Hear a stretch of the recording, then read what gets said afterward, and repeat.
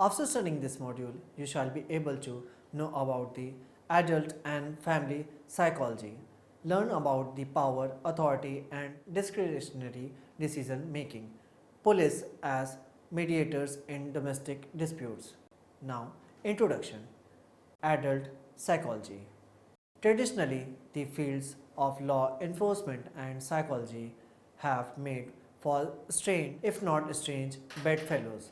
Policing, by its very nature, requires that officers necessarily and responsibly exercise restraints and caution, be alert and suspicious, and expert power and force where suitable. Psychologically, by in turn, inspires significant honesty, reflection, and self examination. In short, the protect and serve function of policing does not seem easily assimilable with the touch feely sentiment of psychology. This notwithstanding, there are certainly a number of instances where the tools of psychology helps officers interface with the public. Perhaps nowhere else is the tension between law enforcement and psychology more evident than in the adult forensic arena. In this, five subjects and or disagreements are inspected, exploring diverse surfaces of this connection. These issues controversies include power, authority, and discretionary decision making, the use of force, evidence tampering, adult criminal profiling, and correlated confessions. Evidently, there are various domains in which the psychological sciences influence the preparation of policing through the particular topics were continuously chosen as the collected recommended significant extent in forensic application.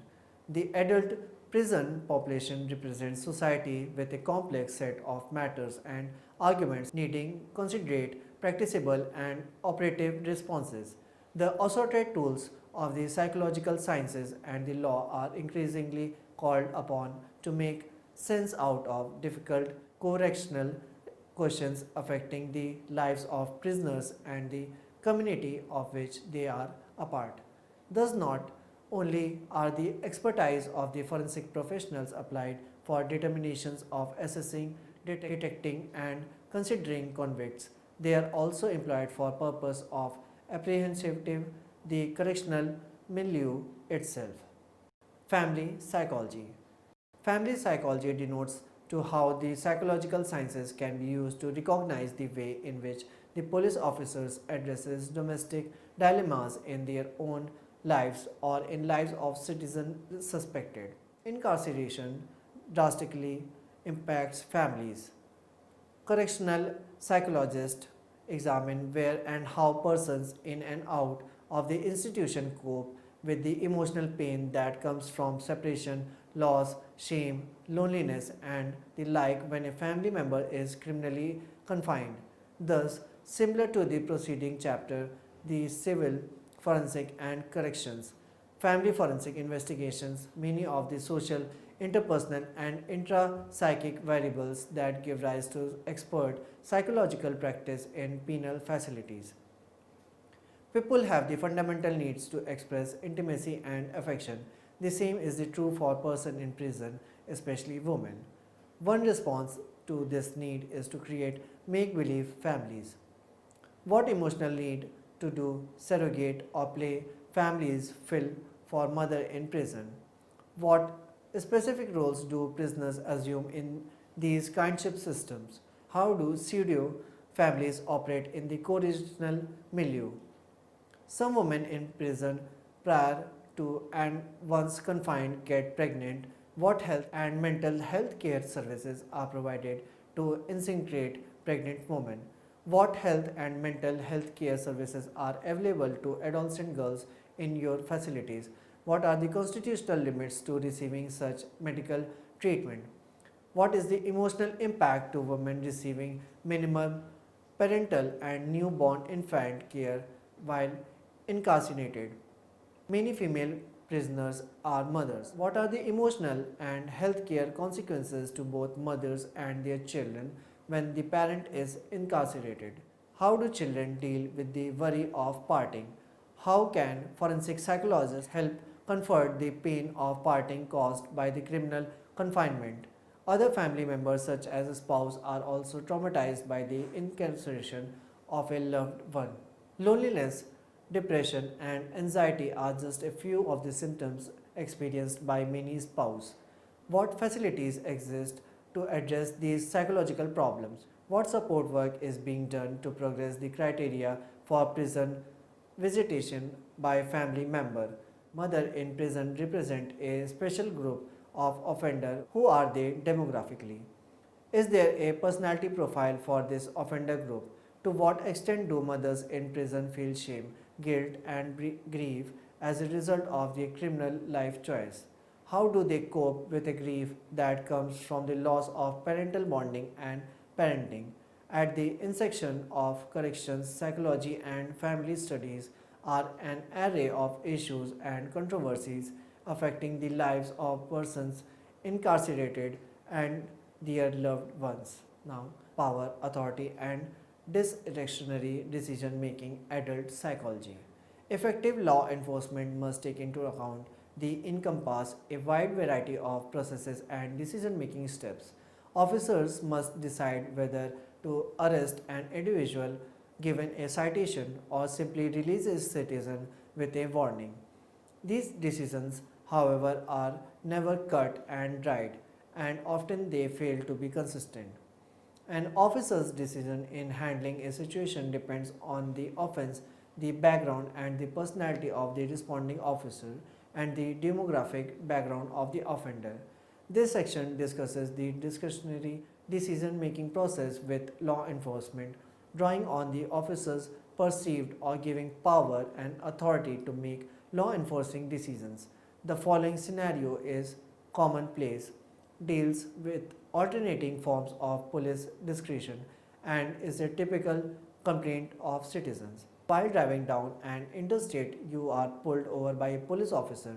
The officer, upon reaching your car, begins to discuss with you in a somewhat stern voice the rules and regulations of the route and every way in which you have violated them. To your dismay, you are informed that you are receiving a ticket to which you may plead guilty or not guilty and will be required to pay a hefty fine. You are told by a friend of yours that they too were pulled over just yesterday on the same interstate.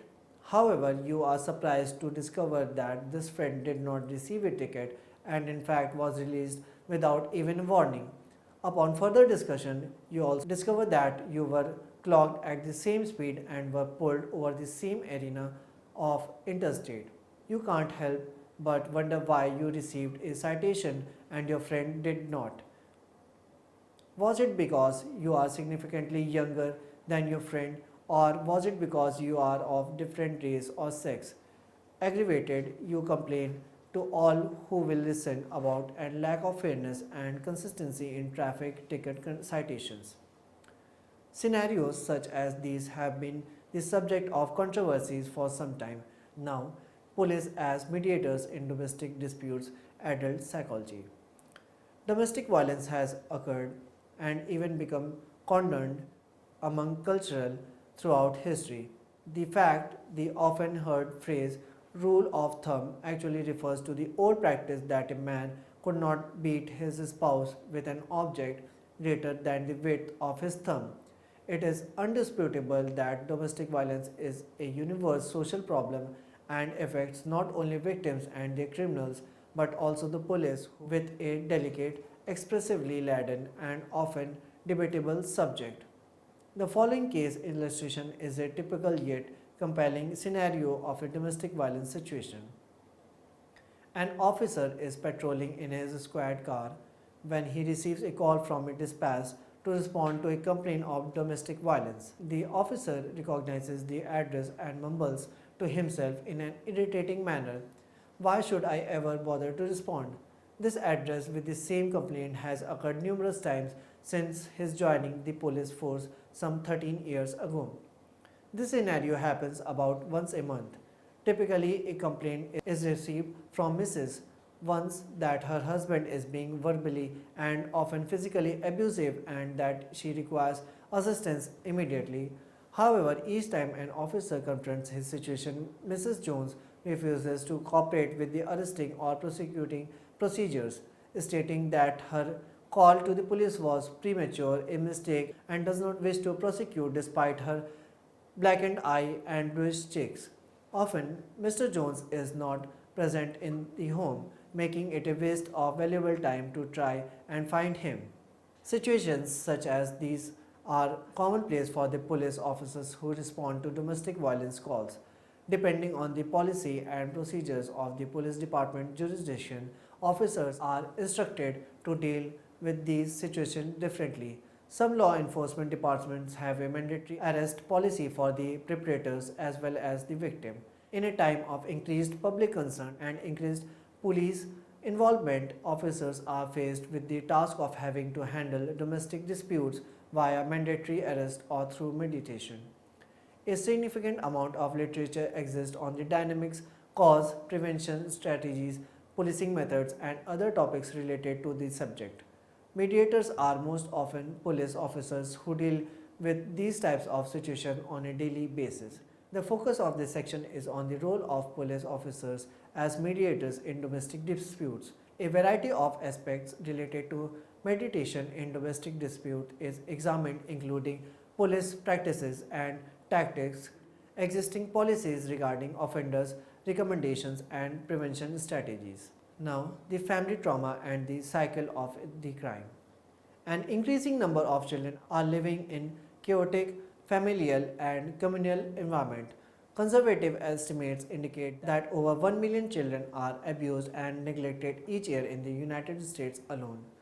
These children are often exposed to exorbitant levels of trauma characterized by parental neglect, physical abuse, sexual abuse, domestic violence, and inconsistent discipline from parental figures. The biological, physiological, and social repercussions of children growing up with such trauma are numerous. Of course, particular interest, however, is the significance of family trauma and its relation to the intergenerational cycles of antisocial and criminal behavior. The relationship between one traumatic upbringing and the perpetuation of the criminal behavior in adolescence and adulthood has been clearly noted in the literature. Empirical evidence does not suggest that the growing number of adolescent and adult criminal offenders come from backgrounds plagued with varying levels of trauma. However, currently there are no concentrated efforts made to address these issues in terms of prevention and effective intervention measures. The following cases illustrate how a young male who lived in a chaotic familial environment resorted to violence. 15-year-old Arnold was arrested and incarcerated after he fatally stabbed his mother boyfriend of 2 months. As a young child, Arnold has been exposed to numerous distressing events. On many occasions, he observed Arnold's father physically abused him and often used objects such as belts, electric cords, and wooden planks. As a young child, Arnold was left alone in the house for days at a time without any guidance or supervision. Subsequently, Arnold began having numerous difficulties both at home and at school. His teachers reported that during class he seemed distracted and he would often engage in physical interactions with other classmates. He began to exhibit increasingly dangerous and reckless behaviors, spoke about weapons, stabbing, and the physical abuse he had witnessed, and expressed vague fears that he himself would come to harm others. The night of the stabbing, Arnold witnessed his mother and her boyfriend arguing in a living room. Arnold was unable to tolerate his mother's boyfriend's argumentative behavior and hence Arnold impulsively reached for a kitchen knife and proceeded to stab him. Arnold was charged with assault with a deadly weapon is currently awaiting sentencing. Now, family violence, homicide. When most people think of violence, they think of an innocent victim being attacked by a total stranger. The media exacerbates these fears by depicting the perpetrator as an unidentifiable psychopath that sneak around hunting for prey, an obvious means of avoiding contact with such a person is to stay away from the bad neighborhoods where such crimes are more likely to occur. The safe place to be the confines of your own home behind locked doors and set alarms. The reality, though, is that the risk of dying at the hand of an acquaintance or family members far exceeds the threatening of being killed by a complete stranger. Familial violence, more specifically familial homicide, is much more common than most people would like to believe. This section explores the various forms of familial homicide such as battered woman, infanticide and Munchausen disorder by proxy, parricide, familicide and the causal factors that lead to such incidents. According to the 1994 Bureau of Justice static report focusing on murders within families, 16% of all murders committed in 1988 were committed against family members.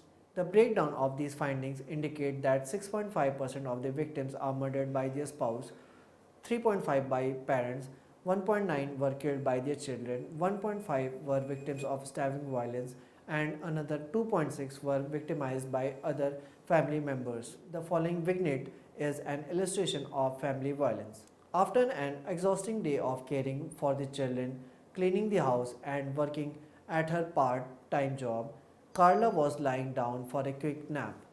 Sleeping a bit longer than expected, Carla was late preparing dinner. When her husband Charlie came home, he was infuriated by her tardiness, laziness, and insensitivity to his need. He had just lost a big contract at work and did not appreciate her lack of consideration. Feeling it his obligation to set her straight, which he had continuously done in the past, Charlie picked up a pot of boiling water from the stove and threw it in Carla's face. Screaming for help, Carla charged toward the door where Charlie proceeded to hit her over the head with the pot. Carla died 3 days later from a subdural hepatoma. Now, this summary. Psychology, by in turn, inspires significant honesty, reflection, and self examination. In short, the protect and severe function of policing does not seem easily accessible with the touch freely sentiment of psychology. Family forensic denotes to how the psychological sciences can be used to recognize the way in which police officers addresses domestic dilemmas in their own lives or in the lives of citizens suspect. Officers must decide whether to arrest an individual, give a citation, or simply release a citizen with a warning. These decisions, however, are never cut and dried and often they fail to be consistent. The relationship between one traumatic upbringing, the perpetration of criminal behavior, and adolescence and adulthood has been clearly noted in the literature. Mediators are most often police officers who deal with this type of situation on a daily basis. The focus of this section is on the role of police officers as mediators in domestic disputes.